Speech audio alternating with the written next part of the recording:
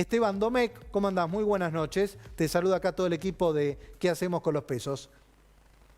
Hola Mariano, buenas noches, ¿cómo están? Bien, muy bien. Gracias por la comunicación. Bueno, está claro, yo recién hice una pequeña introducción de que sigue habiendo presiones con respecto al dólar, por más que imagino vos como economista también dirás, bueno, el tipo de cambio tampoco está tan atrasado, pero todo este combo de restricciones le pone mucha presión. Y te sumo esto, Esteban, y ahí sí te pregunto tu opinión. El mercado también está esperando esto. Falta reestructurar la deuda local, que es un montón de guita. Estamos hablando de 42.000 palos de dólares, que es el 12% del PBI, que esto se entiende y ya está también descontado, ¿no? Y después tenemos la deuda con organismos internacionales, incluido el fondo, que son 70.000 palos, 20% del PBI. Quiere decir, tenés que ahora arreglar un 32% del PBI, cosa que no es, digamos, no es poca cosa. Te pregunto tu opinión recién de esta introducción que hice. Bien, yo te diría que con respecto al tema de la deuda, casi que es como jugar un mundial, ¿no? Vos tenés fase de grupos y después eliminatorias, y en la fase de grupo tenés tres partidos. Uno era la reestructuración de la deuda de legislación extranjera, era un partido difícil que es el que se cerró esta semana, o está el principio de acuerdo, se va a finalizar el 24 de agosto, pero en principio estaría cerrado. Tenés un segundo partido en esta zona de grupos que diría que yo es el más accesible, el más fácil, que es la reestructuración de la deuda ley argentina, que son más o menos 41 42 mil millones de dólares. Y después tenés un tercer partido que es difícil, que es el del Fondo Monetario Internacional, porque de alguna manera es el que te va a exigir un programa económico que hoy le está costando tanto al gobierno de alguna manera planificarlo, ¿no? Recién ahí Argentina podría pasar, si querés, a la fase eliminatorias, y eso le va a llevar varios meses, tal vez uno o 2 años, recién ahí volver a los mercados. Yo te diría, la buena noticia de la semana tiene que ver más con lo que Argentina esquivó, que es que empiecen juicios en Nueva York por producto de esta cesación de default, más que lo que ganó, que es volver a los mercados de crédito, va a tardar un tiempo. De vuelta, se ganó un primer partido muy importante, faltan 2 ahora, uno fácil, uno no tanto, y después va a haber que darle tiempo a la economía y sobre todo a los mercados para que restablezcan la confianza para con Argentina. Esteban, vos dijiste algo muy importante que es, hay que sentarse con el Fondo Monetario Internacional y negociar. Y te va a exigir, como siempre, te exige, porque obviamente ese que te pone la plata, te pone las condiciones o el que te debería flexibilizar. Ahora bien, ¿vos creés que el gobierno no quiere hablar de plan económico para no decir un plan económico que lo pueda llegar después a condicionar cuando se tenga que sentar con el Fondo Monetario Internacional y se lo cambie? Yo creo que en el contexto de la pandemia, claramente hacer un plan económico es algo muy complejo. Teníamos un gobierno nuevo, una economía que arrastraba muchos desequilibrios en el punto de partida, 8 años de estancamiento, 2 de recesión, crisis de deuda, crisis de balanza de pago, escasez de reservas internacionales. En esas circunstancias, en ese contexto, apareció la crisis del coronavirus y dejó a la economía, una economía que estaba en la banquina, directamente en un zanjón. Bueno, sacar a la economía del zanjón a la banquina es un paso que se va a ir despejando en la medida que uno pueda seguir flexibilizando la cuarentena y arreglar la deuda. Ahora, poner el auto de la banquina en la ruta sí o sí va a requerir un plan económico. Yo creo que esa planificación en este contexto, en lo que era el 2020, claramente era muy difícil, pero hacia adelante algo va a haber que planificar, porque el Fondo Monetario va a pedir metas cuantitativas y cualitativas. Digamos, los bonistas, los acreedores, ¿qué te piden? Tasa de interés. Ese es su negocio. El Fondo Monetario presta para que vos soluciones un problema y en teoría presta a baja tasa por ese motivo. Ahora, si acá entendemos que tenemos una economía que tiene problemas, digamos, de alguna manera se va a exigir que se trabaje sobre la corrección y normalización de esos problemas, de esos desequilibrios económicos, que tienen que ver con un tamaño de gasto público, de presión tributaria, de déficit fiscal, de política monetaria, de acumulación de reservas, etcétera, que tienen que tener una coordinación, una consistencia para que esta economía pueda salir de la banquina, ponerse en la ruta, empezar a carretear y el día de mañana terminar cumpliendo con todos los vencimientos o compromisos de deuda, ya sea con el fondo o con el resto de los acreedores. Esteban, te hago la última y después Carlos te quiere hacer también una pregunta. ¿Vos creés que de acá en adelante el gobierno va a sorprender con algo? Porque todos estamos mirando, a ver, hoy sabemos siempre el tema de las reservas te condiciona.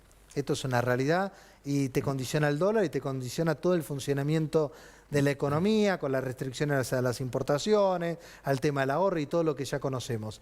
¿Vos ves un tipo de cambio que igual lo van a tratar de aplacar, digamos, de pisar, o le va a dar la razón al mercado que está esperando un dólar 90-100 a fin de año, por lo tanto va a responder en consecuencia? Yo diría, vos bien dijiste que el tipo de cambio de 72 o el minorista en 75 no es un mal tipo de cambio, es un tipo de cambio incluso más elevado del que tuvo Cambiemos en los 2 primeros años. Tengamos en cuenta que hoy no tenemos boom de commodities, tampoco reservas internacionales, ni posibilidad de tomar deuda, con lo cual tenemos una complicación, si querés, con el flujo de generación de divisas. Ahora, digamos, la pregunta hacia adelante es si nosotros vamos a tener un buen plan económico y si podemos transmitir confianza. Yo creo que son 2 atributos muy importantes que tienen que ir de la mano.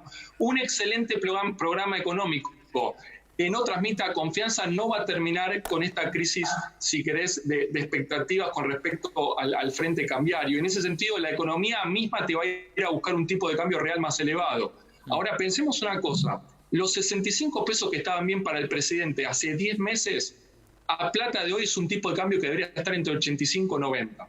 El tipo de cambio en 120, 130 o 140 es un tipo de cambio de overshoot completamente exagerado, más alto incluso que los 4 pesos que tocamos cuando salimos de la convertibilidad, con lo cual deja la economía como la más barata del mundo. Y en definitiva es un tipo de cambio, si querés, ridículo. Ahora, Esteban... Ahora, si yo voy a forzar un tipo de cambio en 72 con inconsistencia macroeconómica y sin confianza, la brecha va a seguir absorbiendo todo el desequilibrio monetario. Para ponerle números, este año ya le tiramos casi 1,5 billones de pesos a la economía y el Banco Central perdió 1.500 millones de dólares. El desbalance que tengo en el frente monetario es infinitamente más importante que la mejora que yo puedo tener en las expectativas por este primer acuerdo de la deuda. Entonces tengo un problema de fondo que se está agrandando fuertemente. Entonces, si yo no voy con consistencia y confianza, puedo estar sembrando una situación de disrupción cambiaria o aceleración inflacionaria fuerte. Ahora, muy breve, te pregunto, ¿cuál crees vos que es el razonamiento para en un contexto donde quedan de reservas netas 8.000 millones de dólares, que es casi nada? Después tenés el swap, tenés papel con anotaciones en las reservas, pero 8.000 millones de reservas netas, ¿seguís vendiendo dólares para sostener un tipo de cambio que el mercado cree que está retrasado? ¿Por qué no lo dejan correr un poquito? ¿Cuál es la explicación racional a esa decisión del Banco Central de intervenir comprando como lo hizo los últimos días de esta semana nuevamente? Yo te diría, Carlos, digamos, el toqueteo sobre el tipo de cambio oficial tiene que tener una precisión de cirujano. Si vos lo haces sin restablecer la confianza y con este desorden monetario producto del agujero fiscal, corres riesgo de que sea un toqueteo solo nominal, nada real, y la inflación pase de 40 a 50 o a 70 o a 100%. Entonces, como vos tenés tal magnitud de problema de desequilibrio atrás, un toqueteo incorrecto te puede sacar directamente de la banquina y meterte en el zanjón nuevamente, y ahora no el coronavirus, sino un error de instrumentación de medidas económicas, con lo cual no es una intervención fácil. Por otro lado, yo creo que con un buen equipo, digamos, puede ser este equipo, habrá que ver, y un buen programa, digamos, hay un espacio para hacer un pequeño toqueteo, 10-20%, cerrar un poco la brecha cambiaria, y si restablecemos las expectativas, que los agentes puedan empezar a ofertar más en el mercado oficial.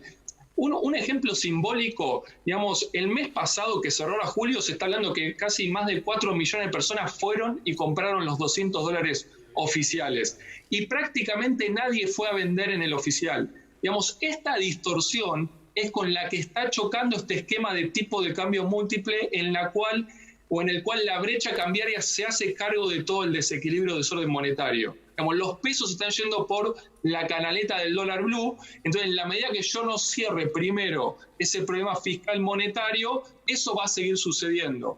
Ahora, si corrijo o no un 10, un 20 o 30% va a depender del resto del esquema de política económica. Yo creo que todavía hay una posibilidad de que todo salga bien y que el tipo de cambio vaya por abajo, pero sí o sí tengo que poner un plan y tengo que transmitir confianza. Esteban, súper claro, te agradezco mucho.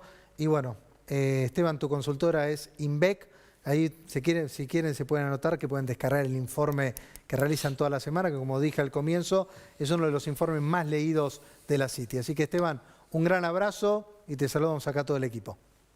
Gracias, Mariano, que tengan buenas noches. No, por favor. Interesante.